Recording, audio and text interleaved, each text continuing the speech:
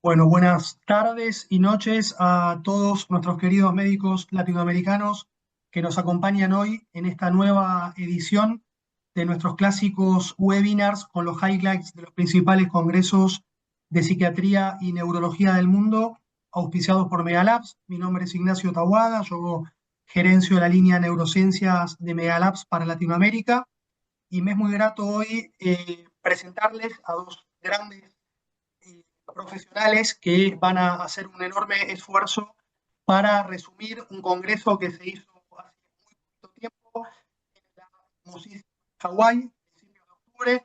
Estamos hablando del Parkinson Disease and Movement Disorders, edición 2025, y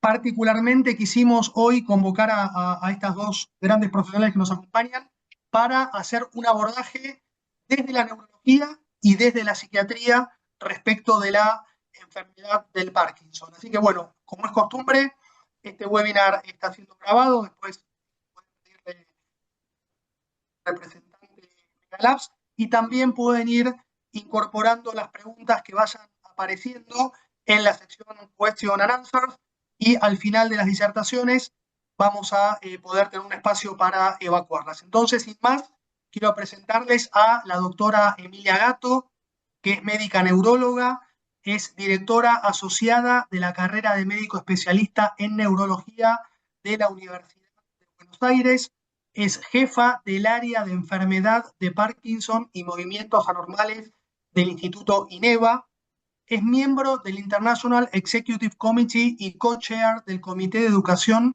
de la sección panamericana de la Movement Disorders Society. Por su parte, el doctor Gastón Bartoli es médico especialista en psiquiatría, es médico especialista en neurología cognitiva y neuropsiquiatría, tiene formación clínica y académica en trastornos del movimiento, es presidente del capítulo de neurociencia trastornos del movimiento de la Asociación Argentina de Psiquiatras, es jefe del sector de neuropsiquiatría, neuropsicología y neurología cognitiva del servicio Neurocirugía Funcional del Hospital Dr. Alejandro Posadas en Argentina. Así que bueno, sin más, les agradezco mucho a ambos speakers y los dejo con el doctor Gastón Bartoli. Bueno, espero que se esté compartiendo la imagen y que se escuche bien. Muchísimas gracias, Ignacio, por la presentación.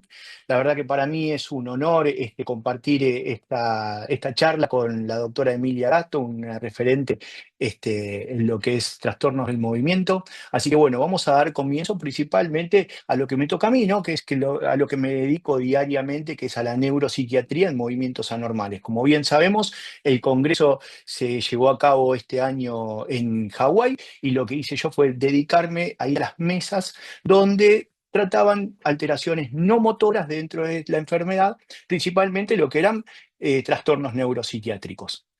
La hoja de ruta en estos minutos nos vamos a dedicar principalmente a lo que son las manifestaciones no motoras en la enfermedad de Parkinson.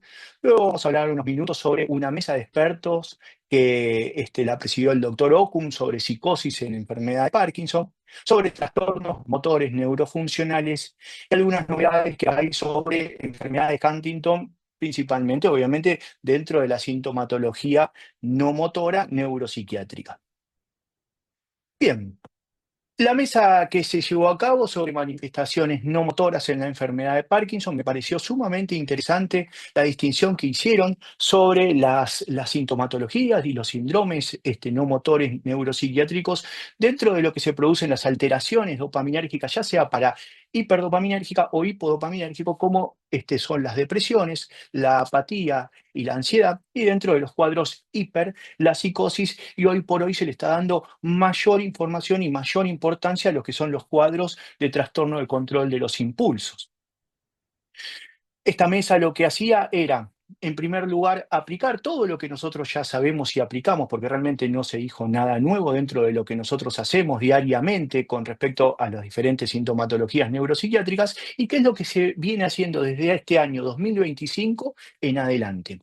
Con respecto a los cuadros depresivos, que es el que ocupa el mayor porcentaje dentro de la sintomatología neuropsiquiátrica, me pareció interesante esta imagen, ¿sí? que pusieron estos esquemas que hacen alusión a por qué es importante el tratamiento en la depresión. ¿Sí? Y vamos a ver que estos cuadros que muestran las estadísticas en lo que es la calidad de vida mediante el PDQ-39 y la UPDRS-3 y el inventario de Beck para depresión, marca relativamente que la enfermedad de Parkinson desmejora notablemente en los cuadros de depresión la calidad de vida, ¿sí? En estos pacientes. Y vamos a ver que estos cuadros de depresión muchas veces pasan por alto y se ha visto que uno de cada dos pacientes es tratado de depresión en enfermedad de Parkinson. Y vamos a ver que este cuadro de depresión trata a uno de cuatro pacientes con enfermedad de Parkinson. ¿Qué quiere decir esto? Que muchas veces la atención se la lleva obviamente la sintomatología motora y no así estos cuadros de depresión que suelen desmejorar muchísimo la calidad de vida de los pacientes. Y otro factor importante es que muchas veces detectada la depresión en la enfermedad de Parkinson, estos pacientes son tratados y muchas veces por tratamientos farmacológicos que desmejoran aún más esa calidad de vida porque aportan más sintomatología motora. Por eso es importante poder conocer el desarrollo de cómo se presentan estos pacientes a la hora de tratarlos, ¿sí?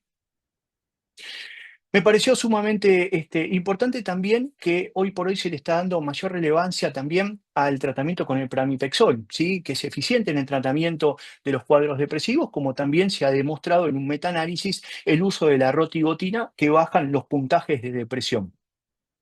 También me pareció sumamente importante el manejo que tienen con respecto a los cuadros de depresión mediante este cuadro, ¿sí?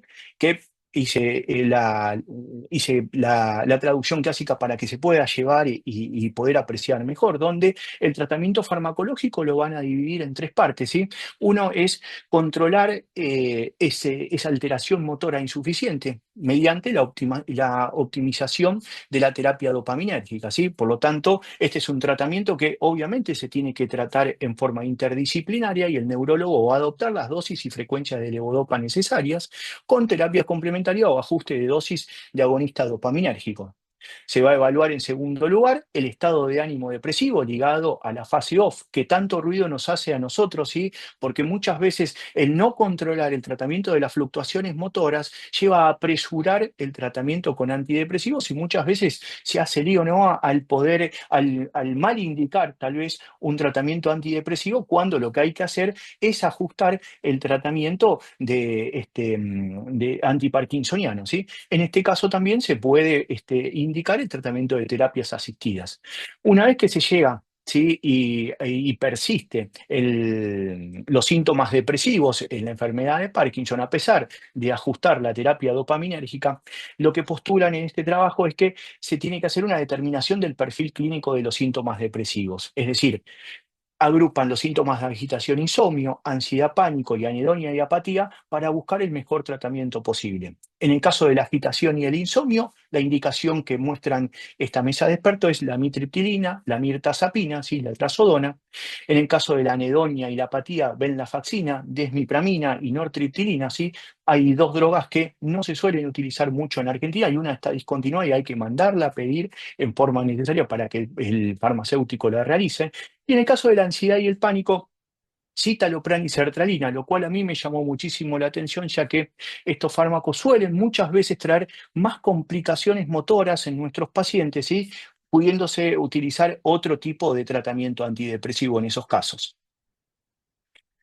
En el caso de este cuadro depresivo, lo que se viene realizando, y esperemos en el próximo congreso tener algunos resultados de los trabajos que se vienen haciendo, es la indicación obviamente de la terapia cognitivo-conductual a distancia, o sea, las videollamadas para los cuadros de depresión, que en el caso de Argentina se sigue haciendo desde la época de la pandemia y muchos colegas han dejado ese procedimiento para muchos de los tratamientos que vienen realizando, ¿sí? Ketamina, en el caso de enfermedad de Parkinson, sí, nosotros utilizamos la ketamina en los casos de trastorno depresivo refractario a otros tratamientos, pero bueno, se está estudiando el uso de la misma para lo que es depresión en el manejo de la enfermedad de Parkinson. terapia cognitivo-conductual para mejorar la depresión y el afrontamiento, terapia con psilocibina para la depresión y la enfermedad de Parkinson. Esto me lo preguntan muchos pacientes, la verdad que yo no tengo ningún respaldo científico hasta el momento, esperemos en lo próximo que se presente algún trabajo que respalde esta indicación. Fototerapia en la enfermedad de Parkinson. Este tratamiento se viene haciendo desde hace muchos años atrás en lo que es este tratamiento para depresión generalizada y estimulación cerebral profunda con frecuencia de doble región en núcleo subtalámico en la enfermedad de Parkinson. Otro tratamiento que tendremos que ver cómo funciona a lo largo del tiempo. Me pareció sumamente interesante lo que es el desarrollo de la apatía, cómo lo presentaron, ¿sí? Este esquema es muy conocido, es de Powe del año 2017, pero lo que hace es adosar el desarrollo de la apatía en la enfermedad, viendo obviamente el principio de la misma con la denervación dopaminérgica a medida que empieza el desarrollo de la sintomatología motora, con alteración mesolímbica y mesocortical de la enfermedad, y el desarrollo de la misma que va a traer alteraciones de neurotransmisores, lo cual para mí es sumamente importante, ¿sí? Porque acá lo que se intenta explicar es la disfunción del sistema serotoninérgico, la degeneración colinérgica y la expansión a nivel cortical de los cuerpos de Lewy, obviamente trayendo alteración cognitiva en los pacientes, lo cual marca que el tratamiento de la apatía es sumamente complicado con un tratamiento antidepresivo. Por lo tanto, tiene efectos positivos en la terapia dopaminérgica en pacientes con enfermedad de Parkinson de nuevo. Se han demostrado que la apatía mejora con la terapia con levodopa. El pramipexol ha demostrado ser más eficaz que la levodopa y el ropirinol en el tratamiento de la apatía. Un metaanálisis informa sobre efectos positivos del ropirinol y el pramipexol. La rotigotina mejora los ítems en el dominio estado de ánimo y apatía. Y hay un ensayo clínico aleatorio controlado con placebo que demostró que el piridovidil trata con éxito la apatía posterior a la estimulación cerebral profunda, lo cual yo no tengo experiencia todavía con este ensayo. Sí, tal vez hemos indicado a los pacientes con apatía pramipexol y ropirinol, y hemos tenido resultados favorables acá en Argentina. Dentro de los mecanismos de manejo que se vienen desarrollando en el transcurso de este año, indican en la estimulación transcutánea del nervio vago con control respiratorio para mejorar esta sintomatología, terapia de luz y evaluar la seguridad y beneficio potencial del metilfenidato como tratamiento sintomático para la apatía en la enfermedad de Parkinson. Esperemos ver los resultados a un tiempo próximo, ¿sí? Con respecto a los cuadros psicóticos, ¿sí? Dentro de esta sintomatología neuropsiquiátrica, algo que nosotros manejamos, lo dejé, sí, no es porque sea algo novedoso, sino porque es algo que nos sirve para repasar cada vez que podemos tener la posibilidad de marcarlo, ¿sí? ¿Cómo debemos hacer para realizar el tratamiento correcto de los cuadros de psicosis en la enfermedad de Parkinson? En primer lugar, implementación de medidas generales no farmacológicas, implementación de medidas terapéuticas generales, es decir, evaluar que el paciente no presente ningún tipo de alteración clínica, ¿sí? Deshidratación, infección, etcétera. Reducción y ajuste de los fármacos desencadenantes en general y de fármacos antiparkinsonianos, obviamente en una tarea en conjunta, como hablo siempre, ¿sí? Interdisciplinaria con el neurólogo. Y ver en cuarto lugar la utilización de clozapina. Y fíjense que marca que si fracasó el paso 1, 2 y 3, en primer lugar la indicación de clozapina. ¿Qué quiere decir esto? Indican un antipsicótico que no tiene aprobación para enfermedad de Parkinson, pero sabemos que es de mucha utilidad y deja como alternativa a la pimavanserina, que sí es el único antipsicótico aprobado para este tipo de patología. Y en el punto 5, en el caso de deterioro cognitivo y falla de los pasos 1, 2 y 3, se puede ofrecer un cambio a inhibidores de acetilcolinesterasa. Estos pasos lo hacemos correctamente nosotros cada vez que se presenta algún paciente con psicosis. Con respecto al manejo nuevo, hay un estudio comparador multicéntrico, aleatorio y doble ciego de antipsicóticos como pimavanserina y quetiapina para la psicosis en la enfermedad de Parkinson, lo cual yo lo espero con mucha ansiedad porque la quetiapina es uno de los fármacos que más se utiliza para tratar los cuadros psicóticos en esta enfermedad, ¿sí? Y que todavía muestran que no tiene evidencia de eficacia.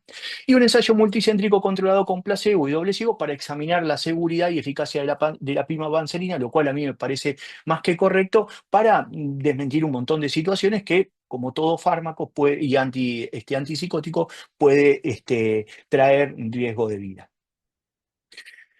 Como había marcado al principio, se le da muchísima importancia a los trastornos del control de impulso, ya que casi hoy por hoy están ocupando un 19% dentro de la sintomatología neuropsiquiátrica. Y fíjense en todos los estudios y manejos que hay de este 2025 en adelante, ¿sí? Estudio de eficacia de pimavanserina para el tratamiento de la TCI, los efectos de estimulación magnética transcraneal repetitiva para el tratamiento del control de impulso, exploración de vía mesocórtico-límbica en los trastornos del control de impulso, en la enfermedad de Parkinson, mediante difusión de imágenes. O sea que vamos a tener tractografía que va a marcar toda esta situación que lleva al trastorno del control de impulso. Ensayo aleatorio de estimulación subtalámica bilateral en pacientes con enfermedad de Parkinson y trastorno de control de impulso. Estudio de eficacia de clonidina para el tratamiento de los trastornos del control de impulso, ¿sí? Evaluación del nalmefeno, que el nalmefeno es un modulador opioide, ¿sí? Para también el tratamiento del TCI, como terapia intestinal con levodopa y entacapona para contrarrestar la desensibilización dopaminérgica. Y por último, un estudio de eficacia de la N-acetilcistelina, también para el tratamiento de la TCI. Esperemos, vuelvo a repetir, tener resultados próximamente, cómo van evolucionando estos estudios científicos para poder abarcar más, tal vez, el tratamiento de esta nueva sintomatología neuropsiquiátrica. Con respecto a la psicosis en la enfermedad de Parkinson, que fue nombrada una mesa de expertos donde la presidía el doctor Okun, ¿sí? Me pareció interesante poder marcar estos factores dentro de esta patología, ¿sí? Que muchas veces nosotros no nos damos cuenta, pero tenemos que tener presente si el paciente tiene conciencia de situación y enfermedad, ya que eso a nosotros nos va a servir muchísimo para ver si hay insights a la hora de presentar esta sintomatología alucinatoria, ya sea visual o auditiva. Por lo tanto, es importante que el paciente empiece a perder este miedo y estigma que tiene por esta situación que vivimos comúnmente, que el paciente piensa que se va a volver loco por escuchar voces y no es tenido en cuenta que puede llegar a ser parte de una sintomatología secundaria al tratamiento antiparkinsoniano, ¿sí? Por lo tanto, es importante que el paciente pierda la vergüenza, que el paciente tenga una educación, no solamente el paciente, sino también los cuidadores y la familia, ¿sí? No no buscar la desestimación de la sintomatología, sino explicar correctamente qué es lo que puede llegar a suceder, cómo se va a tratar la misma, y bueno, y principalmente evaluar las consecuencias, ¿sí? Que puede llegar a traer la situación de presentar psicosis en esta enfermedad. Por lo tanto, lo que marcan que es más que necesario la utilización, ¿sí? De diferentes cuestionarios. Ellos proponen que es el cuestionario de detención autoadministrado para la psicosis asociada a la enfermedad de Parkinson. Esta es una evaluación que se puede realizar autoadministrada, ¿sí? O uno mismo se la puede tomar al paciente y al cuidador. Cuenta de 4 preguntas y de la situación de cómo él lleva esta sintomatología en el transcurso de este último mes. Esta escala la podemos conseguir en la página misma de la MS, se pueden bajar sin ningún problema. Después me pareció interesante las consideraciones que tienen esta mesa de expertos, ¿sí? Con respecto a la sintomatología psicótica leve, ¿sí? Podemos hablar de sintomatología psicótica leve en aquellos pacientes donde las alucinaciones suelen ser visuales, ¿sí? Entonces ellos dicen que en estos casos los pacientes tal vez no necesiten tratamiento antipsicótico, ¿sí? Lo cual yo tal vez no coincido con esa situación porque a mí la experiencia me lleva a que estos pacientes que por más que después de tener esta situación y se les explique que lo que pueden llegar a estar observando no existe y ellos toman conciencia de situación de enfermedad y dicen, ah, sí, sí, puede ser que esto no exista, tenemos pacientes que se encuentran aplaudiendo, queriendo matar algo que está volando alrededor de ellos, o pacientes con bastones, revoleando bastonazos, pensando que se le está cruzando un gato, hasta que toman conciencia de que eso no existe, ¿sí? Por lo tanto, yo creo que por más leve que sea esta sintomatología psicótica, hay que darle dosis bajas de antipsicóticos, obviamente controlando lo motor, para que esto no agrave la situación, porque una vez que se agrava las alucinaciones o una vez que tenemos, que sería el segundo ítem, ¿sí? En los casos de deterioro cognitivo moderado a severo con alucinaciones, ya vamos a ver ahí que este es un caso independiente, ¿sí? Que los pacientes van a presentar la sintomatología psicótica y que sí o sí vamos a tener que acudir al tratamiento antipsicótico y que una vez que comenzaron estas alucinaciones es bastante complicado volver, a volver atrás. Por lo tanto, hay que comenzar con el tratamiento sí o sí. Y por lo tanto, vamos a ver que el impacto sustancial en los pacientes y la familia con este tipo de tratamiento es importantísimo poder explicárselo porque puede traer muchas complicaciones a nivel del cuidador y la familia. Dentro del tratamiento antipsicótico, las drogas son las mismas que venimos manejando ya hace unos cuantos años. Fíjense en clozapina, quetiapina, pimavanserina o lanzapina, de las cuales la clozapina y la pimavanserina muestran eficacia, siendo la única aprobada la pimavanserina, y todavía hay insuficiente evidencia para la indicación de la quetiapina, la cual se utiliza muchísimo off-label, ¿sí? Eh, Terminan esta mesa con las conclusiones explicando, lo cual también me pareció sumamente correcto, que hay que explicarle tanto al paciente como a la familia que el éxito puede ser parcial, que no esperamos en el tratamiento de los cuadros psicóticos un 100% de beneficio. Siempre hay que darle tiempo a la medicación antipsicótica. Si hablamos de la indicación de la pimavanserina, aproximadamente entre 4 y 6 semanas tarda aproximadamente en tener el efecto antipsicótico deseado. Eh, Evaluar a los pacientes mediante el uso de escalas, ¿sí? Porque vamos a ver que solamente muy pocos lo realizan en el ámbito profesional. Hablar obviamente con la familia y con el cuidador, aportarle el conocimiento necesario. Nosotros proponemos siempre poder realizar charlas informativas, aunque sea una vez al mes, como nosotros en el hospital lo realizamos para pacientes, familiares y cuidadores informando sobre la patología y el riesgo de la misma, ¿sí? Y este, mm, aclararle que el éxito parcial también está bien, ¿sí? Que la resolución de los síntomas muchas veces no llegan al 100% esperable y que eso no quiere decir que el tratamiento haya fracasado. Dentro de los trastornos motores neurofuncionales me pareció una charla correcta, sí, que tal vez no aportó muchas cosas nuevas, pero hay cosas que para mí fueron significativas y dentro de las mismas me pareció importante cuando comienzan la charla dando la definición, haciendo este,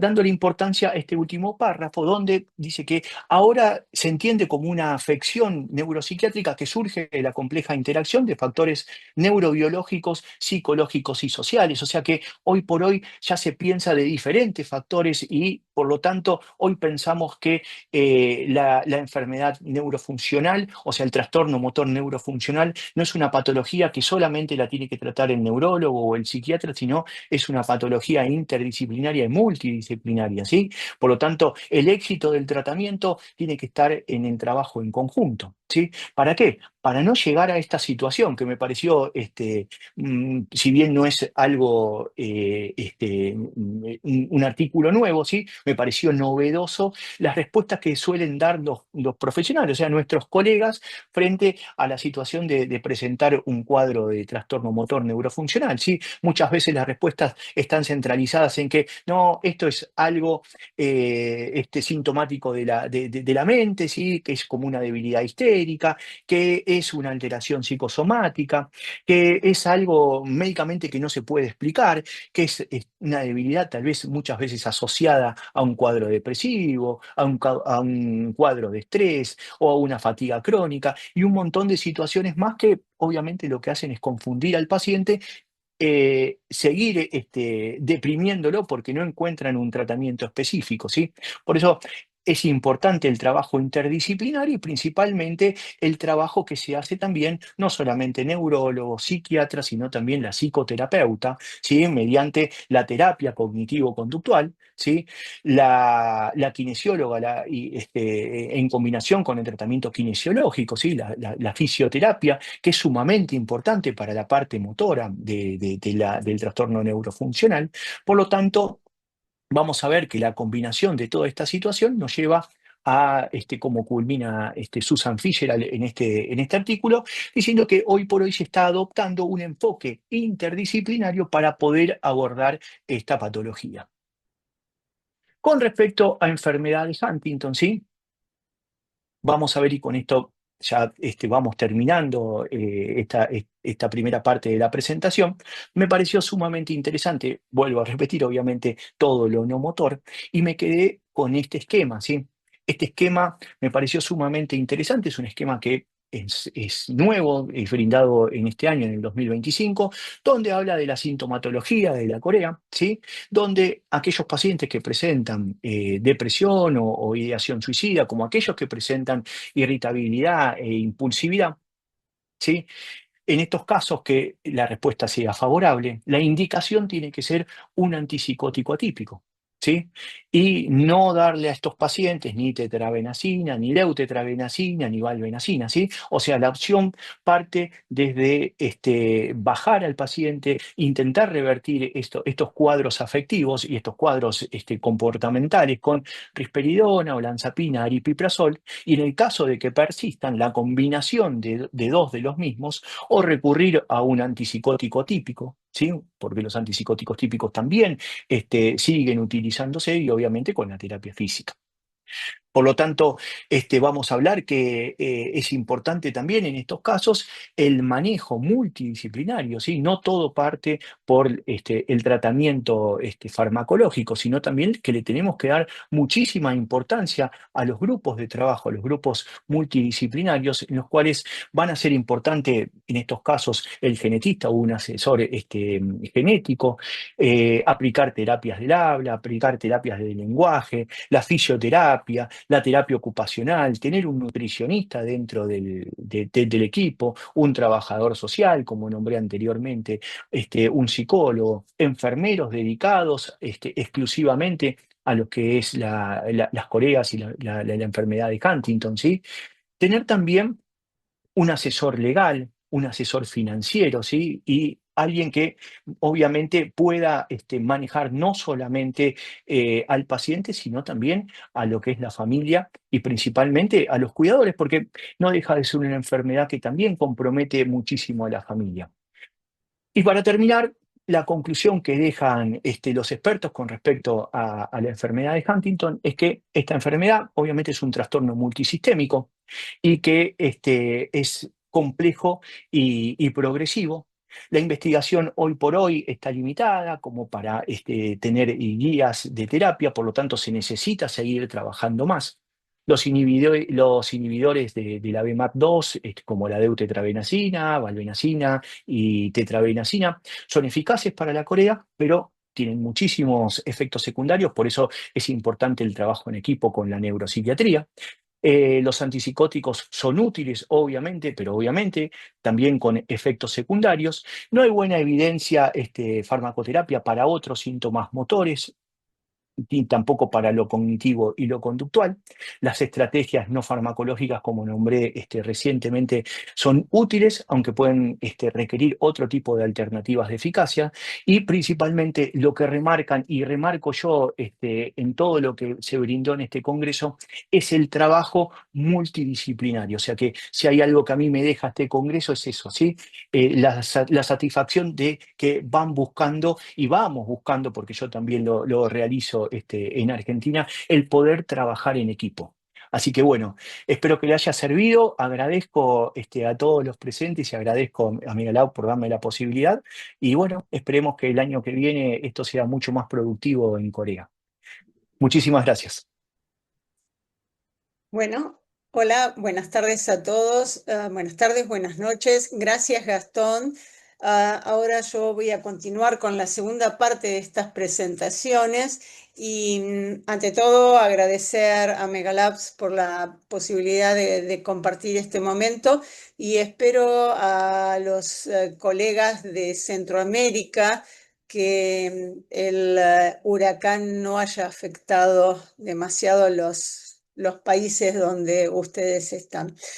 Bueno, vino muy bien la última frase de Gastón y el hecho del manejo multidisciplinario y curiosamente y por segunda vez en un congreso internacional de la Movement Disorder Society tenemos el concepto de aproximación holística de los pacientes con trastornos del movimiento y esto quiere decir trabajo multidisciplinario tal como lo mencionó Gastón. Y los primeros slides que yo voy a mostrarles es que la presentación o la primera presentación debut del Congreso, la lectura o la charla presidencial elegida este año, se basó fundamentalmente en aspectos de la actividad física. Y muchos de nosotros asumimos, tenemos incorporado el concepto de la necesidad de la actividad física en todos nuestros pacientes, no solo en los pacientes con enfermedad de Parkinson, pero por primera vez cobra un valor y un significado relevante. Y esto no solo en mejorar aspectos de la calidad de vida o aspectos funcionales, sino que también tiene un componente racional o racional o científicamente basado. Y así se ha visto que la actividad física y sobre todo el ejercicio aeróbico, más allá de mejorarnos nuestro estado de ánimo, de mejorar nuestra calidad de vida, produce en forma efectiva y objetiva modificaciones en cuanto a la liberación de dopamina a nivel de distintas estructuras del estriado. Y esto fue claramente demostrado y probado. Pero además de eso, lo que aparece en los últimos años es que durante la actividad física se produce la liberación de unas proteínas llamadas exerquinas, y este es un concepto nuevo. Exerquina es un conjunto de proteínas que producen distintos tejidos y que tienen que ver o son producto o son disparadas o generadas por la actividad física. Un ejemplo de esa proteína, a veces son factores neurotróficos, es la liberación de BDNF a nivel cerebral durante la actividad física. Y para cada tejido, esta tabla muy poco difícil de leer en su totalidad, lo que muestran son las distintas proteínas y los distintos elementos que se liberan durante la actividad física en distintos tipos de tejido. Pero a veces ocurre que lamentablemente no podemos contar con la posibilidad de todo un equipo interdisciplinario. Y entonces en este aspecto hay distintas aplicaciones que en la actualidad son de fácil acceso y que le permiten al paciente también realizar o desarrollar esta actividad física desde su domicilio. Perdón.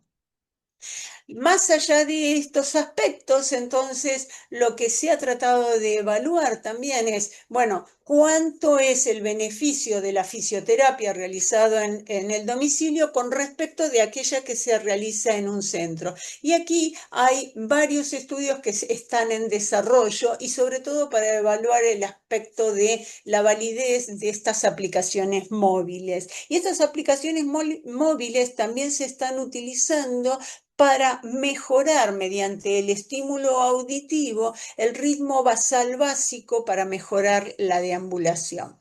Entonces, Más allá de este primer aspecto, también otra de las cosas que han surgido es nuevas subclasificaciones acerca de la enfermedad de Parkinson.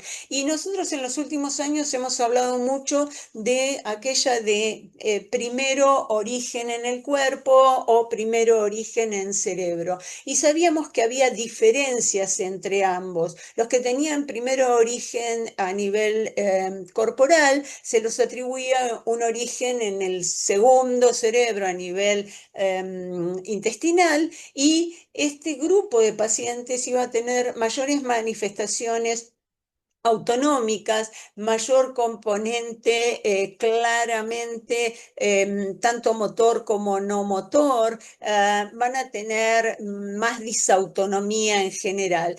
Y la novedad este año es que además de esa clasificación primero corporal o primero cerebro, lo que se ha visto es que dentro del grupo de lo que llamamos primero corporal, aquellos que tenían un mayor componente autonómico o disautonómico, es que a través de estudios post-mortem en pacientes presintomáticos o prediagnósticos para enfermedad de Parkinson y a través del uso de inteligencia artificial, pudieron identificar un tercer subgrupo, aquellos que también tienen un origen primero corporal, pero ahora diferenciándolos en aquellos que van a tener predominancia de manifestaciones vagales y predominancia de manifestaciones simpáticas.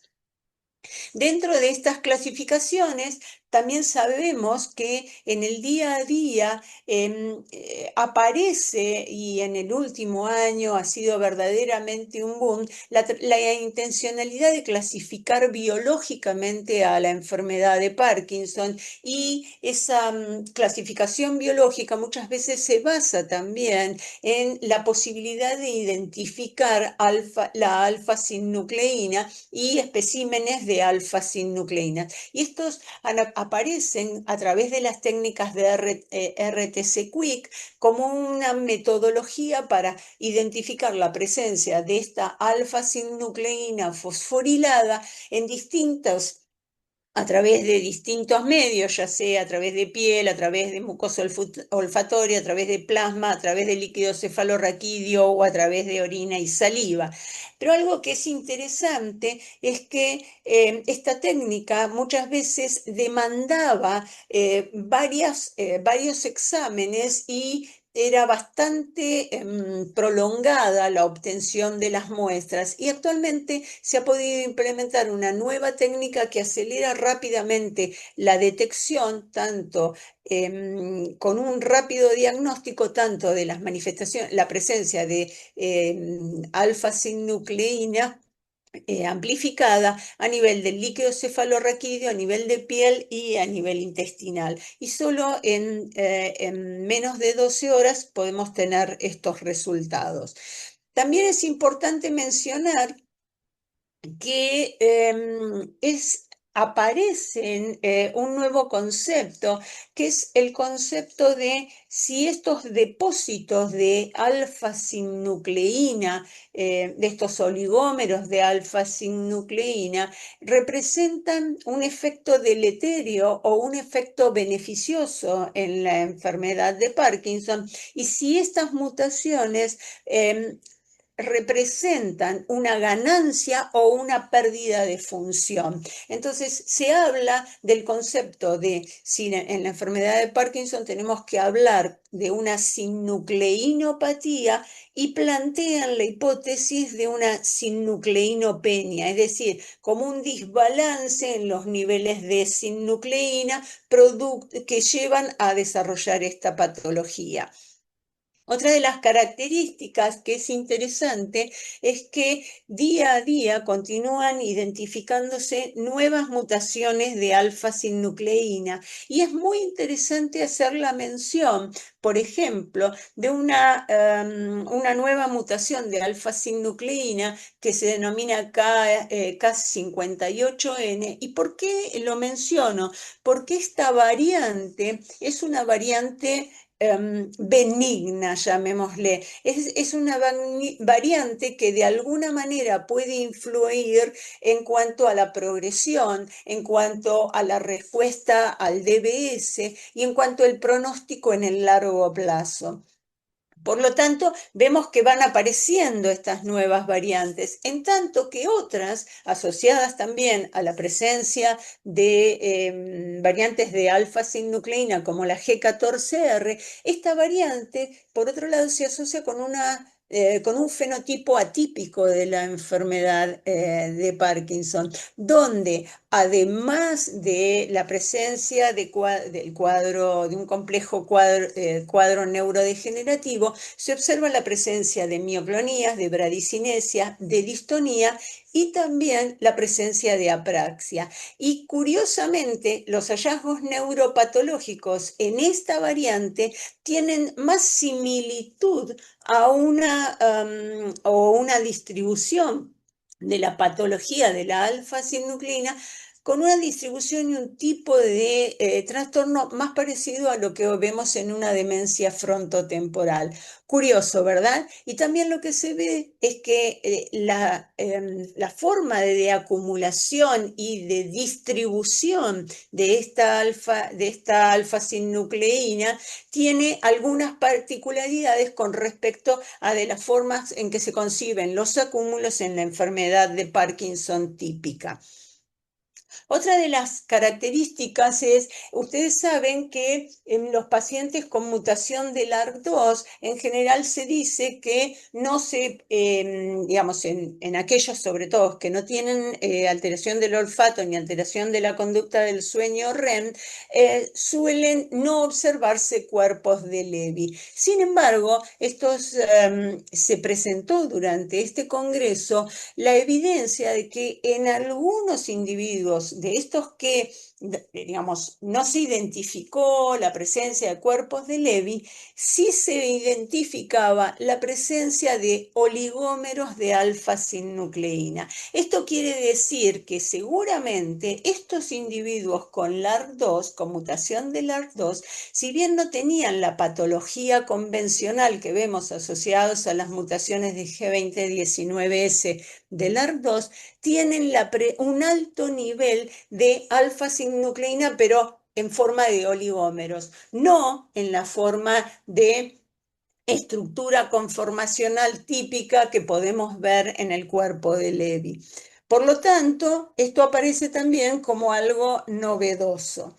Otra de las novedades es ¿por qué todos los pacientes o pacientes con distintas variantes de la glucocerebrosidasa, variantes que han sido identificadas como causales y algunos como factores de riesgo de enfermedad de Parkinson, ¿por qué no todos desarrollan el mismo fenotipo? Entonces quiere decir que posiblemente haya otras proteínas u otros genes que estén modificando la expresión y favoreciendo esta diversidad fenotípica en los individuos con las variantes de GBA1, particularmente esta variante como una variante causal y que tiene una penetrancia que puede llegar a ser incompleta. Entonces, lo que se identificó es que existe un complejo de proteínas llamadas proteínas Commander, que son proteínas que regulan la función del lisosoma y particularmente la disminución o la ausencia de una de esas 16 proteínas que conforman esta gran familia de complejo Commander, la Commander 3, se vio que aumenta la liberación de proteínas que debieran acumularse dentro del lisosoma y que favorecerían la degradación proteica, por ejemplo, de alfa-sinucleína y que conjunto con la glucocerebrosidasa tendrían que cumplir una función de degradación proteica intralisosomal. Entonces, esto aparece como muy interesante y aparece también como relevante, como posible nuevo blanco terapéutico.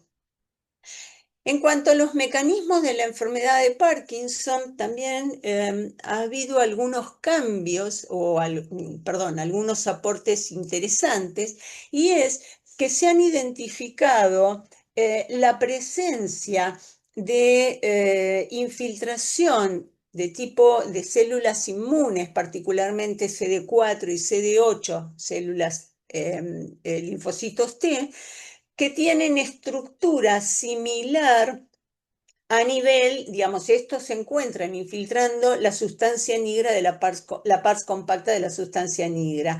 Entonces, se asume que existiría también un componente inmunomediado que podría demostrarse por la presencia de este fenotipo de memoria residente y expansión clonal, y por lo tanto, este tipo de células hablaría de alguna manera a nivel sobre todo de la sustancia negra, de la presencia de una respuesta inflamatoria. Sin embargo, estos mismos hallazgos no fueron correlacionables a nivel de la corteza del cíngulo.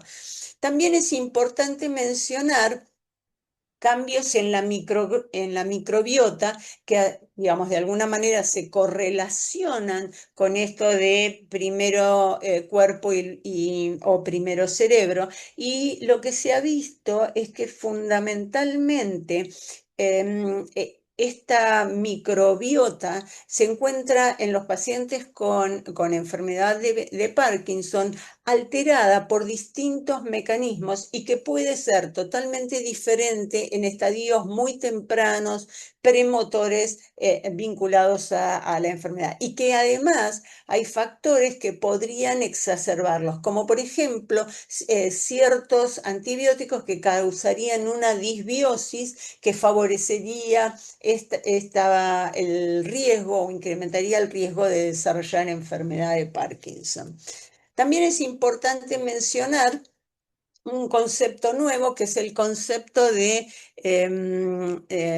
el concepto asociado al sistema linfático. Y este sistema linfático se encuentra asociado fundamentalmente al rol de la sacuaporina 4 en la disregulación de este sistema linfático, que tendría un rol también en la fisiopatogenia de la enfermedad de Parkinson. También es importante mencionar que este sistema linfático o de drenaje, de depuración, donde la glía también tendría un rol relevante, también se ha visto afectado en otras enfermedades neurodegenerativas como la enfermedad de Alzheimer. También es importante mencionar factores genéticos, y dentro de los factores genéticos, las nuevas técnicas de genética nos permiten identificar nuevas variantes genéticas, y entre esas variantes genéticas aparecen las mutaciones vinculadas a RAP32, serina 71, arginina, y es interesante porque es el gen codificante de las RAB, produce una proteína llamada RAP-GTPasa, que son reguladores de la proteína vinculada al ARC2. Por lo tanto, existe una correlación entre ambas afecciones. Y esto es un nuevo factor de riesgo genético que tiene una reducida penetrancia y que se ha visto que no corresponde a un solo grupo étnico, sino que se ha visto en numerosos grupos étnicos. Así que también aparece como una nueva variante autosómica dominante a tener en cuenta. Además de esto, también en estudios de asociación de genes se han visto que existen algunos genotipos que han sido identificados en determinadas poblaciones y que pueden correlacionarse con altos niveles de expresión de alfa-sinucleína, independiente del estatus de mutación o no de la alfa-sinucleína. Y así aparece otro gen asociado, que es el ITPKB, que tendría un efecto protector o modulador de evitando la agregación de alfa-sinnucleína. Así que existen estos genes moduladores que, aún en presencia de una mutación causal de alfa-sinnucleína, podrían estar modulando y modificando la expresión, tanto fundamentalmente fenotípica de la enfermedad. También es importante tener en cuenta que existen a nivel global distintas iniciativas de poder genotipificar no solo las poblaciones habituales europeas, norteamericanas, sino que también permitir el acceso a la genotipificación de poblaciones subrepresentadas. Y en este grupo también es importante hacer mención a que se trata de identificar también no solo los genes causales, sino genes modificadores. Y se ha tratado de identificar genes que se vinculen con la longevidad y genes relacionados con el estrés en enfermedades crónicas. Y así vamos a ver que muchos de estos aparecen como moduladores de la expresión o modificadores de la expresión de otras variantes ya reconocidas. Por ejemplo, se ha visto que en población europea el gen vinculado a la taxina 2 podría actuar como un gen modificador de la expresión del ART2. También es importante un artículo muy reciente que es muy provocador como tal y dice, ellos trataron de analizar o plantean lo siguiente: ¿por qué pacientes que tienen en sus estudios a través de RT-QuIC la presencia o se identifica la presencia de alfa-sinnucleína mal plegada o la presencia de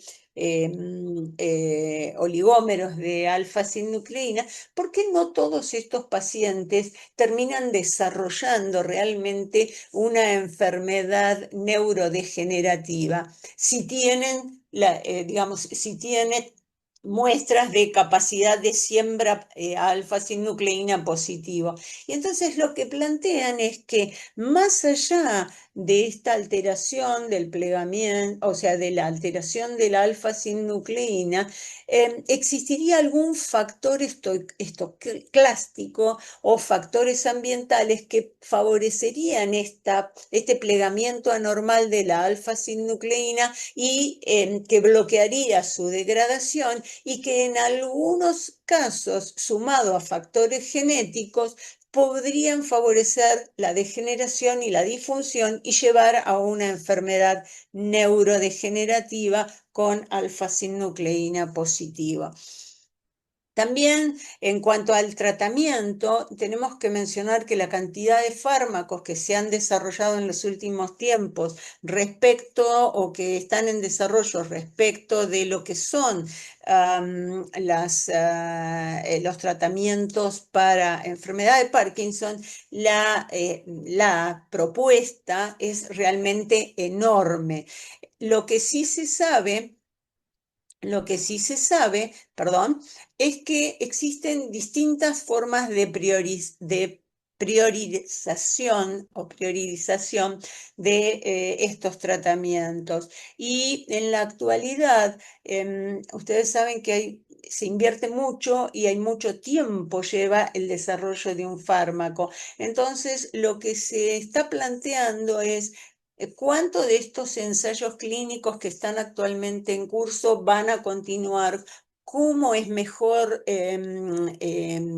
efectivizar la investigación en este plano y cómo reducir los tiempos hasta la aprobación de los potenciales nuevos tratamientos? En cuanto a las nuevas terapias, sabemos que hay distintas terapias génicas en desarrollo en la actualidad. Y así hay terapias génicas mediante vectores virales que lo que van a transportar son los genes codificantes para la producción o la síntesis de dopamina.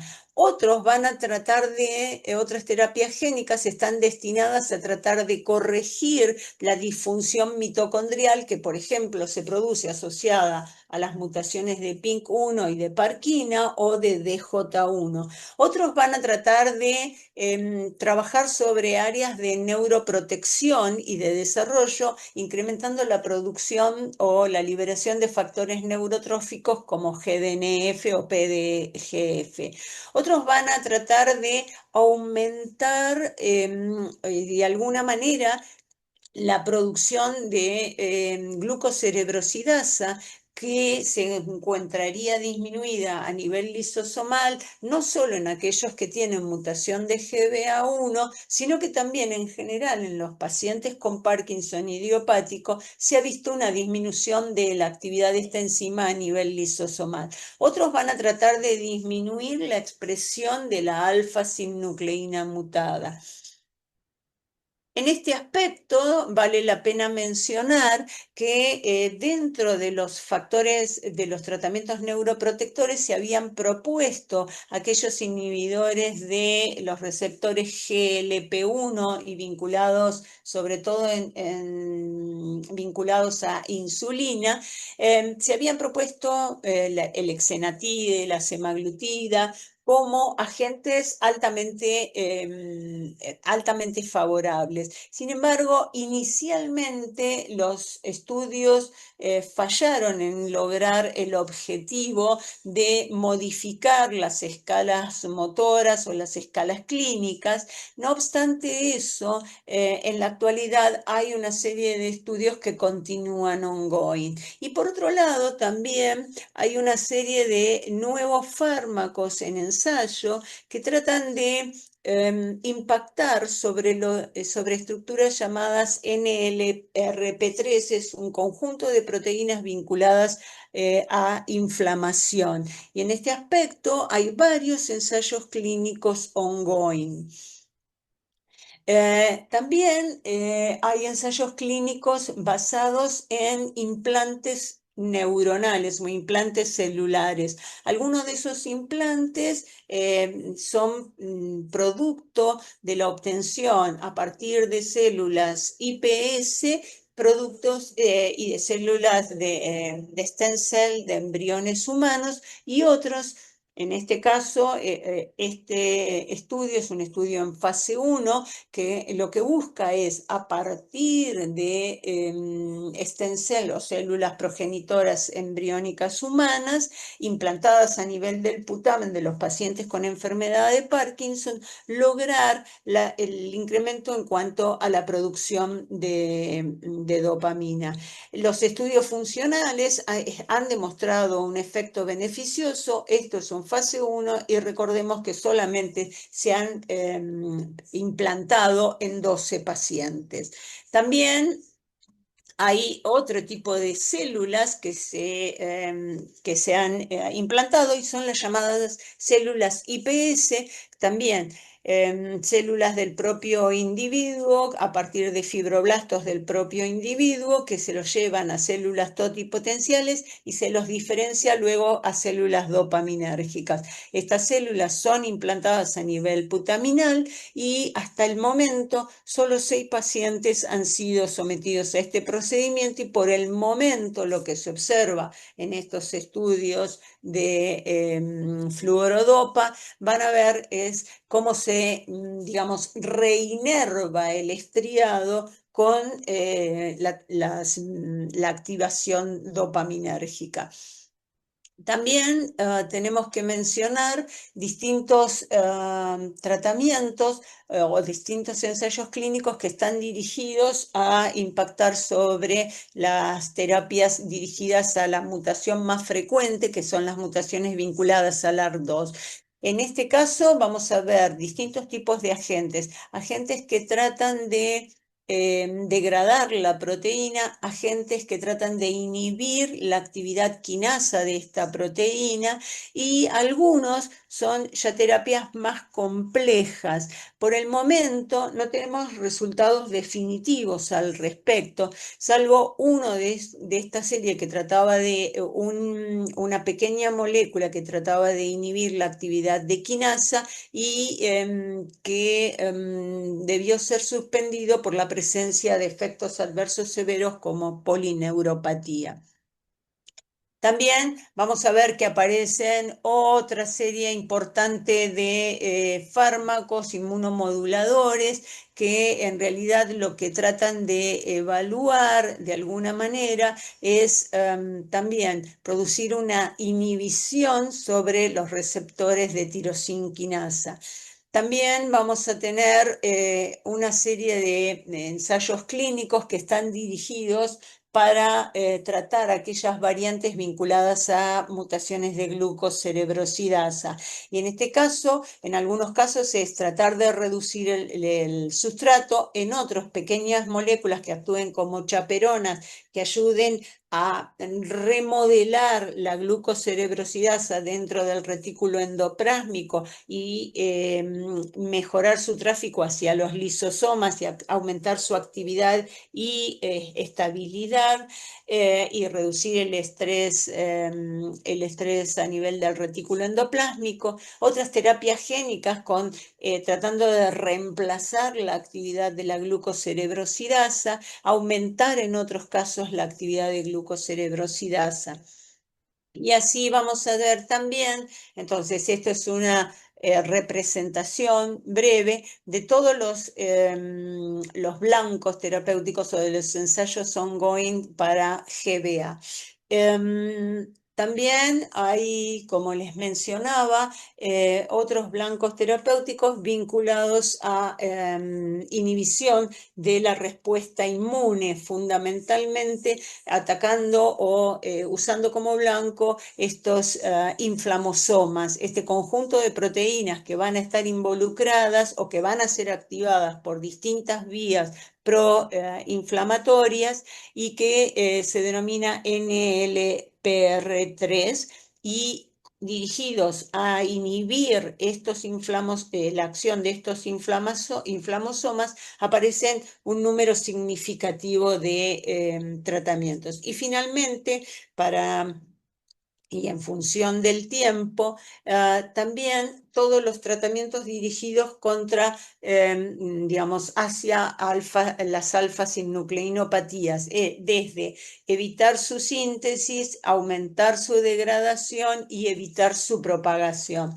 En este caso, el concepto es que a lo mejor aquellos anticuerpos que se han utilizado contra la alfa-sinucleína estaban dirigidos contra un área específica, contra un epítope específico de la alfa-sinucleína, que es la parte hidrofóbica. Y la mayoría de estos estudios fracasaron. Es por eso que se piensa en la necesidad de abandonar este blanco y poder perseguir otros nuevos blancos. Y así aparecen un sinfín de nuevas estrategias dirigidas contra alfa-sinucleína, muchos de ellos en diferentes estados en diferentes fases.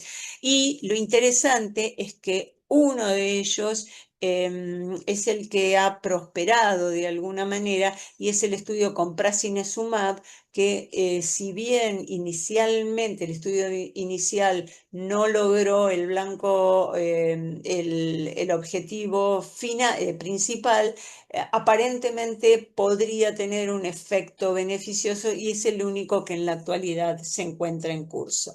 Bueno, en función del tiempo voy a detenerme aquí. Existe un montón de información adicional vinculada a infusión dopaminérgica continua, ya sea a través de foslevodopa, foscarbidopa, a través de formas de liberación extendida de levodopa, y por otro lado también nuevas estrategias desde el punto de vista de terapias invasivas, con estimulación cerebral profunda adaptativa. Bien, creo que sería importante entonces detenernos aquí y en todo caso podemos participar de la discusión. Muchas gracias a todos por la atención.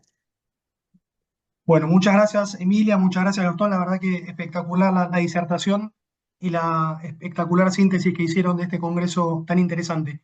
Por el momento no hay preguntas, así que si quieren esperamos unos segunditos y les reitero entonces que el webinar fue grabado, así que aquellos que tal vez no hayan podido participar en el completo o lo quieran repasar, se lo pueden pedir al representante de Media Labs que los visita.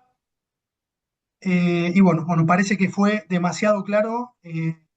Dejaron a todos mudos de la cantidad de conocimiento que les transmitieron. Así que bueno, muchísimas gracias nuevamente Emilia y Gastón, felicitaciones. Gracias a todos los participantes y gracias al equipo de Media Labs por la convocatoria y nos esperamos en una próxima edición de nuestro webinar. Buenas noches, que anden muy bien. Chao. Buenas noches, muchas gracias. Chao, chao, gracias. Mega Labs. Somos bienestar.